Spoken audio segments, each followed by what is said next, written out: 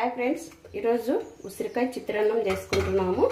ఎలా చేసుకోవాలో చూద్దాం. వీటిని అయితే చిన్న చిన్న ముక్కలుగా కట్ చేసుకున్నాము. ఇవి లావు ఉన్నాయి కదా, కొద్దిగా మిక్సీ పట్టేస్తాను, లేదంటే తురుముకో కట్ చేసినా మిక్సీ కొట్టేస్తాను.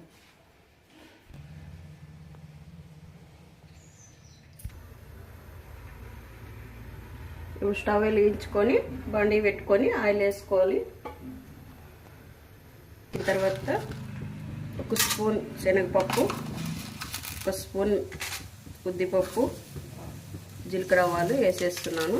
దీంట్లో ఒక ఎండుమిర్చి, కరివేపాకు కూడా వేసుకోవాలి. ఇవి కొద్దిగా దోరగా వేగినాయి కదా, ఇప్పుడు కొద్దిగా